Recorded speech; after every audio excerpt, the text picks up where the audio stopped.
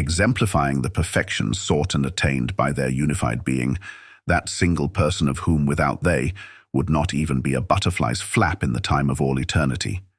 They, the non-corporeal entities that comprised her spirit, were following and watching over her. They came out from her voice, deliberately sounding their hearts in the vibrant tones of her words. They relegated her beauty from light to darkness and back and forth to be seen or not to be seen, again and again.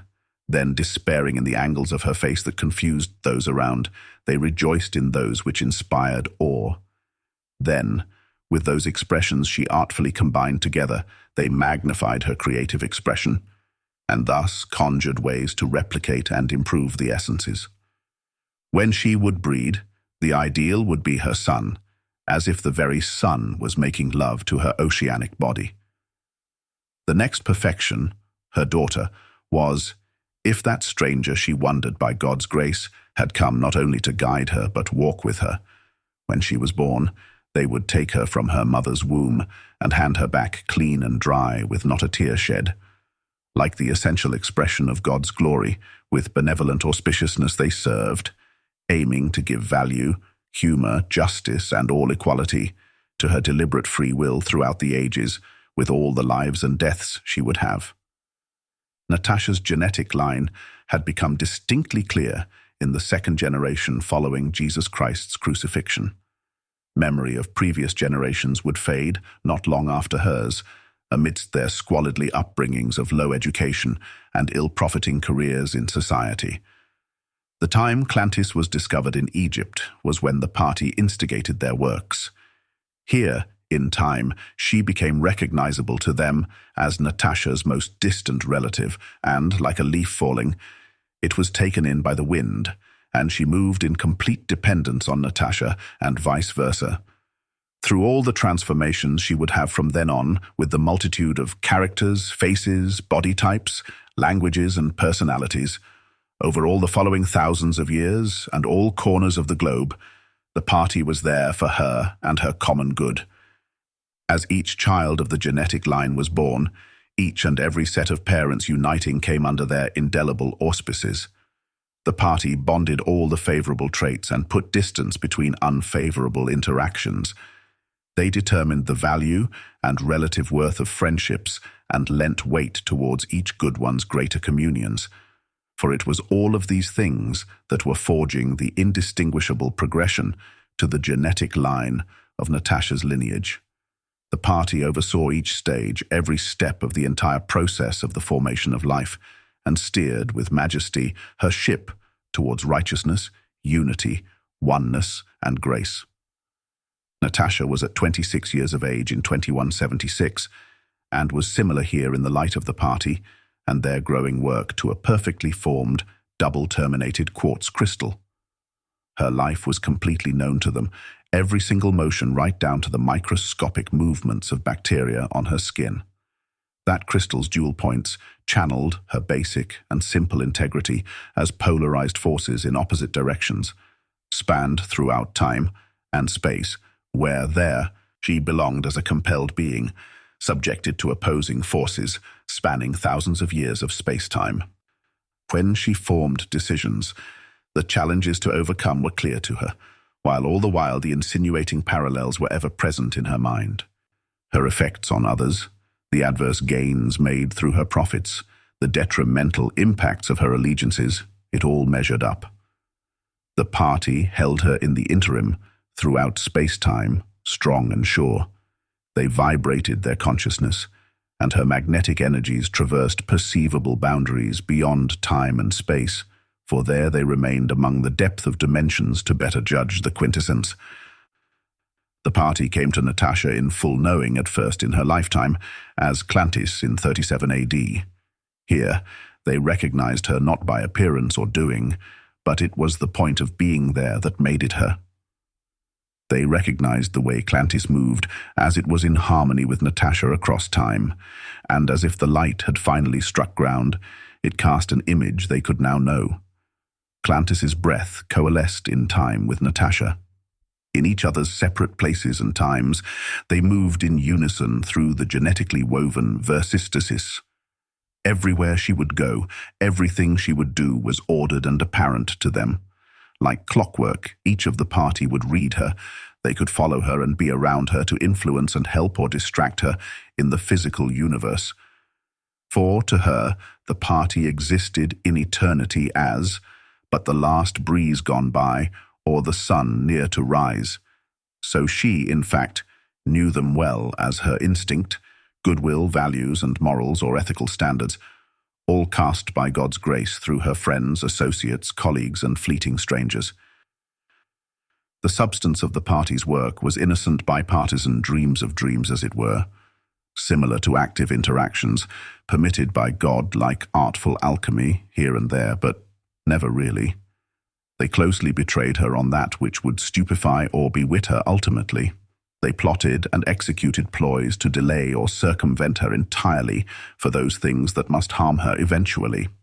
They only allowed some of these measures to proceed unhinged, only those that would have further necessary consequences for her greater being, and even then, at their own heartache.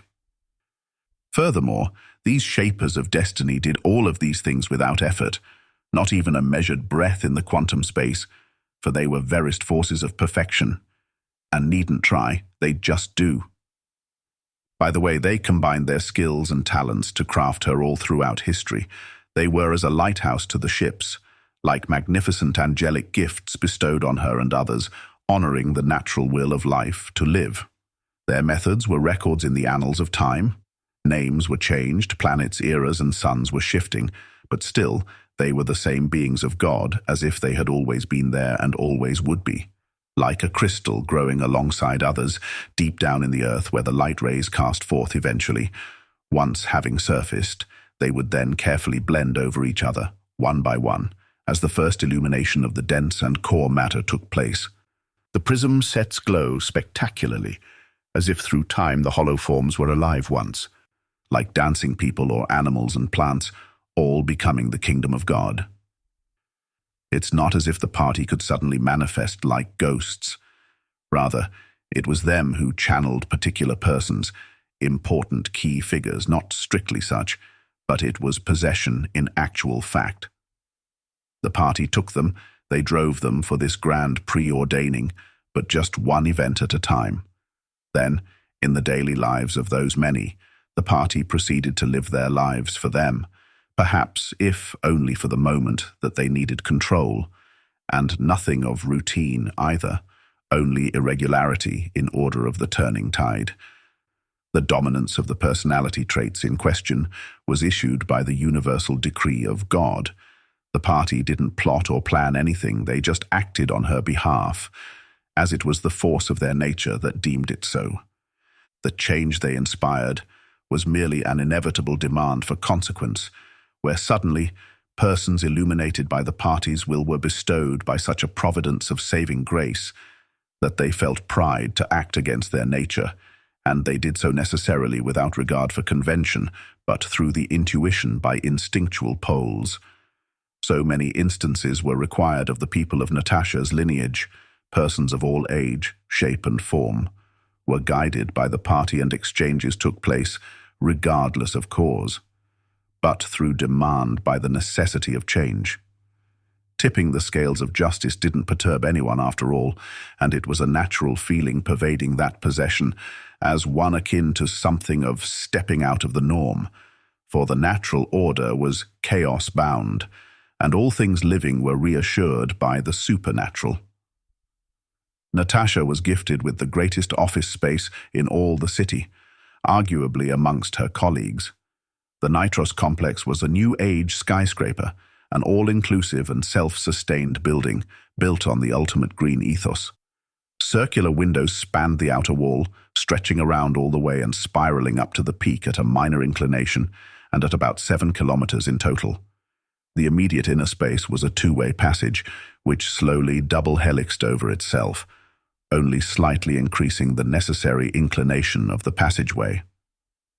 The two spiraling paths wound around the rim of the top half of the skyscraper, one used for jogging and the other walking. Through the center ran the third cycling track, a tunnel, in fact, which was one way only, up.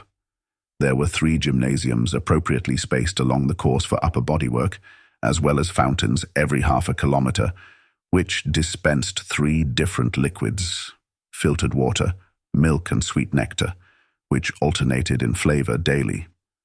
The walls of the tower's lower half were all solar panels, separated by aerovacts, which circulated air through the building, and utilizing convection currents generated the building's energy supply. On less windy days, and as emergency backup, the hybrid hydropower and sewerage worm farm facility always generated a steady supply.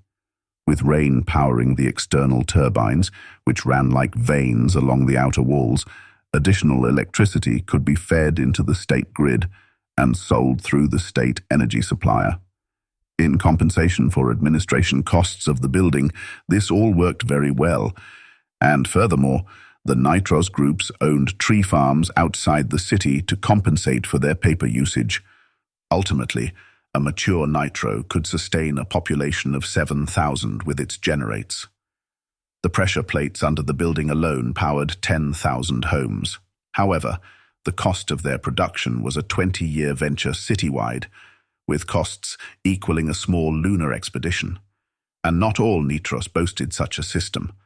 As well, their tension streams extended like a spider web under the city, requiring constant attention and maintenance. The Nitros building, divided by its accordances, was considered one veritable community, and citywide, they were numbered near 20, each acting as parliamentary voices also, much like the shadow seats to which the ministers were accountable in each of their districts. In 4315 AD, the paradigm was in effective change. Time was as obscure to the party here as it could be and ever was, where they existed with Tegan as the polar end of Clantis. As the negative and positive polar ends of Natasha's world was completed by allowing their formation. So then, like a secure exchange, they all felt akin to each other. As the harnessed continuum was at force of nearly 5,000 years long, there existed in a single moment therein, effectively several hundred perspiring moments. Equally as many persons coexisted along the same bloodline, the same genetic trail then, relatives, however distant, but would-be ones if this or that had happened or hadn't. Effectually, in the future, the crystal termination had been smoothed into a round semisphere, and her antipode rotated. While it was Tegan most clear and cut, it wasn't always. As is the real pole to the magnetic pole, the beings of synergy had their work truly cut out for them, monitoring and comparing the possible futures, which almost shifted at random.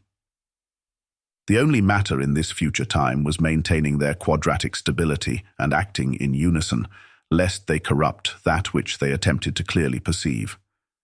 Integrity was an inherent given, surely enough, a godsend even, and, like a just-weighted spinning top spinning forever, Natasha's life and world existed over the continuum in perfection. The party couldn't anchor themselves in the future for long, because of the flux of space-time, and in order that they could clearly and decidedly know the perfect complementary end of time to Natasha, much more was required of them. They never could focus upon her for long, as the magnetic spin was still and they needed to come and go together, lest they instigate corruption with their momentum. Since they existed with Natasha completely in the 22nd century, when they perceived her throughout the continuum all the way to the ends, they came to Tegan in balanced formation, where there she sat in a cafe eating food and drinking wine. While now she had finished studying the menu, she raised her eyes to order. "Please, can I have one polite awakening, with a door open to a gentle smile and a sincere touch, in any order? Thanks." She smiled wholeheartedly. They wondered for eternity about the order of this temporal vision, but they trusted and loved her, Tegan Natasha. The party had never known anything of Tegan apart from these few moments. It was always there, and they became those negative moments. Not likewise with Clantis, who was the positive end they knew all too well. multiple destiny patterns arrayed beyond the funneled meshes of the continuum which seeped through the very heart of their approach. Something beyond this negative end was, after all, nothing more than the primordial soup they imagined, for they always returned home to the oneness they all shared in the center being that they were. Natasha. Often she thought about it, actually. Clantis. Mostly when she remembered a dream she often had. Gallivanting through the forest, she was thrown into the wild air. Through the dense foliage, she broke through the forest wall, tumbling down a sandy dune. She was at the edge of a forest, and there was a desert, clean and just extending on the opposite side. A yellow expanse of sand stretched right to the horizon, and behind her a dense wall of forest curved into the distance as far as the eye could see in both directions. A mound rose upwards, 4 meters between her and where she had fallen from and out of the forest, making it quite impossible to climb back up and in. The forest seemed unnatural to her, as a wall so perfectly cut, it was growing on top of the dune at a high edge. The forest wall curved so far away into the distance that it disappeared into desert on both sides of her, as if the forest was a giant circle itself. She felt the expanses of the infinite desert, like her death and the circular forest, as her home, to which she longed to return. The feeling of returning would remain with her long after she woke up. The hundreds of lives lived by the Trinity-concerned genetic line worked to everyone's benefit, and, in just as many given moments, Natasha had a free, widening destiny pattern available to her at any time. As if the wind was originating from just one spot and flowing into and all around the sky. From there she set loose her ambition and desire and called them back and tied them up like they were birds, and not the winds, infinite electrons and protons. Lovingly, Clantis' daughter would set sticks with leaves stuck on them to sail in the shallows of the Nile, and, like this, the destiny tree was growing in real time. Every action, every movement was connected through time. However, on each end, the balance was ascertained there for Natasha by the party. The two opposing lives, working like counterbalances with all the thousands of lives in between them, affected. Each choice made was complementary for each other, and each action performed contrary. Each and everything that Clantis, Tegan, or Natasha did, and all of their kin, was balanced in formation with each other in order to maintain the supreme nature that the party worked diligently for throughout time. The positive and negative terminations of the bodies and all their kin was a complete set, after all, and the party needed much help in succeeding in the deliverance of Christ's nature, for the co-ordered motions of the celestial sphere were complex indeed, and the party were enjoying the participation immensely whilst learning what they wanted. The realities that consumed them by their own immersions were composed of complex, structurally formed possibilities, and they needed to assume their victory, often amidst copious false realities riddled by their doubts, for order with God. They had help in attaining their glory after all. That purity was achieved through additional perspectives granted by the angels and archangels.